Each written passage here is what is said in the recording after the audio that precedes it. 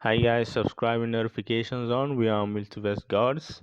Today we're gonna be doing animation tutorial part 2, explaining you how tools work in Flash.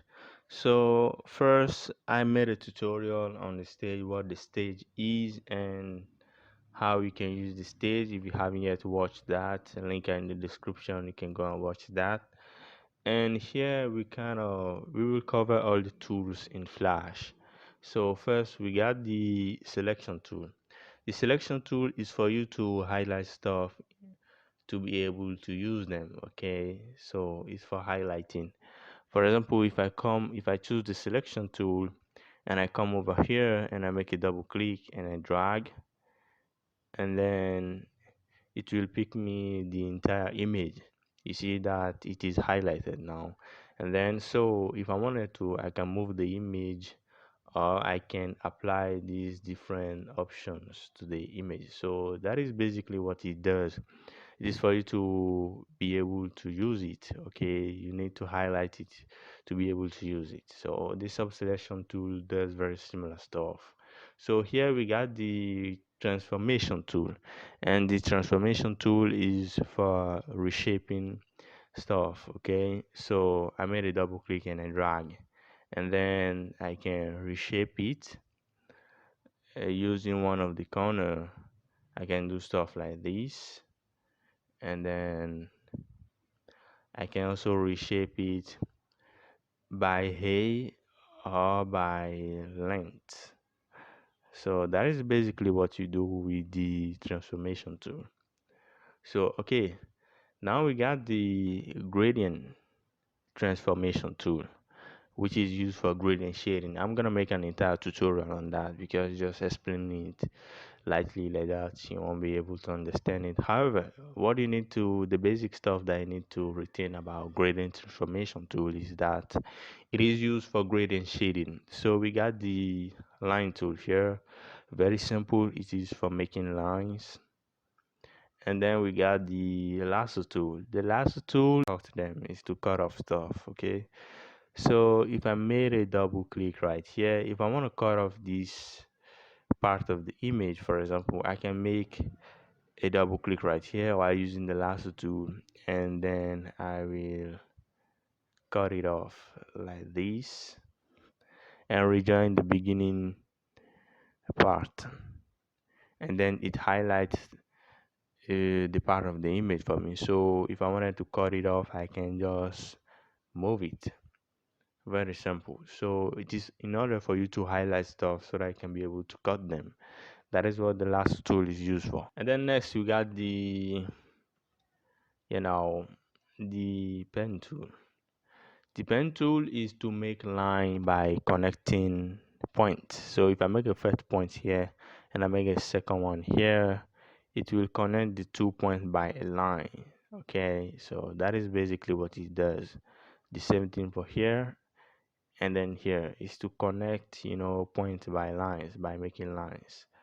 Okay, so this is it. So if I wanted to, I can, if I want to make a line over here, I can make a point here and then make another point here, and it will connect the 2 points by a line. So that is basically what it does. So we got the text tool. The text tool, as its name says, is to make text. Okay, so when you choose the text tool, you'll be able to make a double click anywhere you want your text to be, and then drag, and then you have a space in which you can type your text. So for example, I can do something like this, and that is it. And after, you can click outside the image, and then you have your text there. So there is a lot of option, for the property of the text. There is a lot of detail. I'm gonna come on that in another tutorial. And here we have the oval tool. The oval tool is to make circle, right? You can make a circle right here, and then, but if you want to make a circle without having a color in it, you can come to the color palette right here and then click this place and then make it and see the difference. How I make it, I just make a double click and drag to make the circle. We can make it, how you wanted it to be. So that's it, guys. The same goes for the rectangle tool. So this is an example.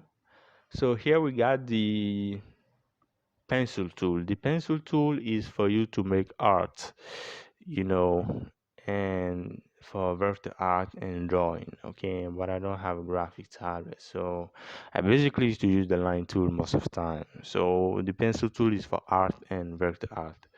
Okay, the brush tool is for painting.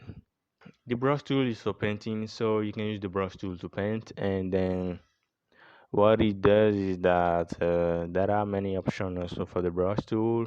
For example, there is the brush shape. You can choose the shape that you want your brush to look like, and you can also choose, you know, the size of the brush if you wanted it to be small or if you wanted it to be bigger. So you basically can control all those stuff.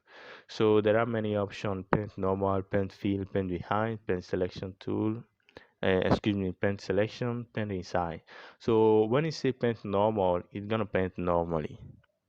Okay, let me choose for example this color. When we say paint normal, it's gonna paint normally. But when we say, for example, paint behind, it will paint behind your vector art. So for example, if I do some stuff like this, we can see that the vector art isn't affected. So the color is behind the vector art. So that is it. And then we also got you know, the ink bottle tool. The ink bottle tool is for you to give vector art to image without vector art. So for example, if I take the brush tool and I made an image and I made stuff like this and I draw using only the brush tool, and then now I want to give it vector art. Okay, I can just choose the ink bottle tool and then press it, and then it gives vector art to my image. So that is what the ink bottle tool is used for. So we got the paint bucket tool. The paint bucket tool is for you to, you know, fill your stuff with colors.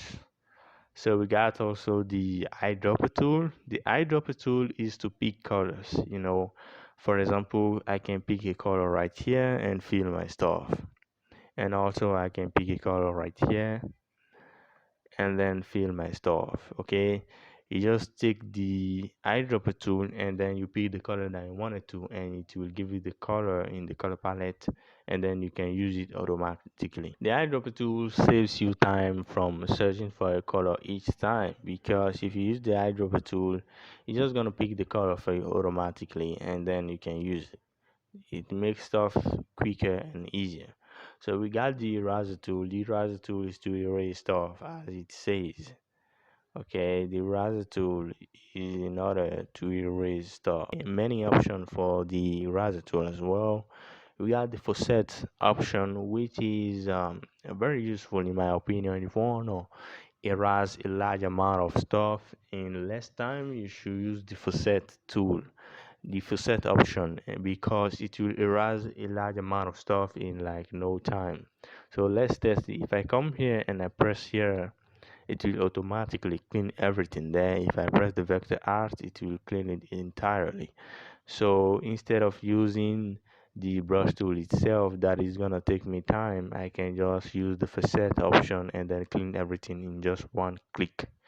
So that is what the facet does. Okay, so there are also, you can also, you know, edit the shape that you want your brush to be, if you want it to be bigger or smaller with the shape.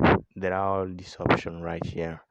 So we got the hand tool. The hand tool is for you to move the stage. Especially this is useful when you have a graphic tablet. For you to move the stage around, you know, while drawing, and that is it. It's just to move the stage. Here we got the zooming tool. Is right here.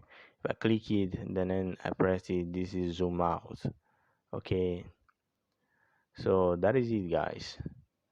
So also at this side we got the uh, stroke color. The stroke color is the color for the pencil tool and the line tool. And here we got the color palette for the paint bucket tool and for also the brush tool. So for me. So that is it, guys. This is animation part 2 explaining the tools. I hope this may have taught you something. And if you have any question, leave them in the comment below. And I'll be seeing you soon for another tutorial. Subscribe, notifications on